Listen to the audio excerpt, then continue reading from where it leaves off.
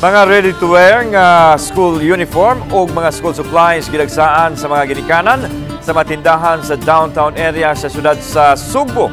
Ang detalye sa report ni Femari Dumamo.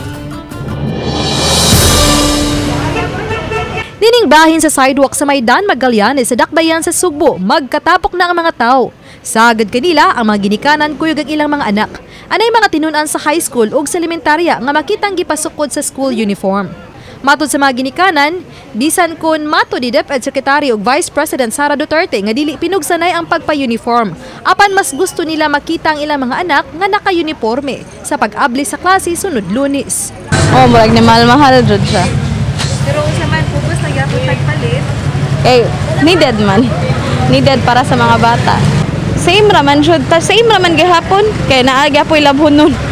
Maurag gyapon kay sulubon pero mas nindot man sad gud sila tan-awon kung mag-uniform. Kay murag ma-feel sad sa estudyante ba nga kuan. Estudyante jud. Matod sa mga tindera, adunay gyud pagsaka sa presyo sa uniforme gikan sa 10 ngadto sa 20 pesos.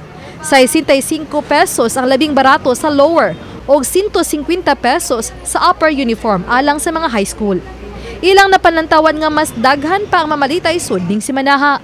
Ni mahal gamay. 20 pesos. Hantod na nasunod si Mana mo na niting palit. Samtang dagsa-usab ang mga tao sa dagkong tindahan sa mga school supplies sa Carbon area. Gitugan sa mga mamaligya ay nga hurot-hurot ng ilang mga notebooks.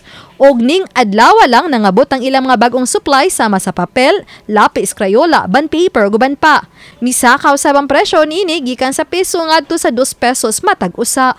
Oh, gamay ra man ma'am. Mga pila, ma'am, piso. Mga piso dos nanaragod. Sa transportation. Oh, Sa transportation, man good. Mas gi-expect ka nato niyo madasok pa ni labi na Oh, ni kakuan na. Sugod na dyan sa kuan. Klase. Sa niaging simana, gitugan sa DTI 7 nga wa pa sila sa adjusted retail price sa mga school supplies. Apan ilang gimonitor ang mga presyo niini matag karon ug unya. Uban ni Jun Solon. Ako si Femari Dumabo. Balitang Bisdak.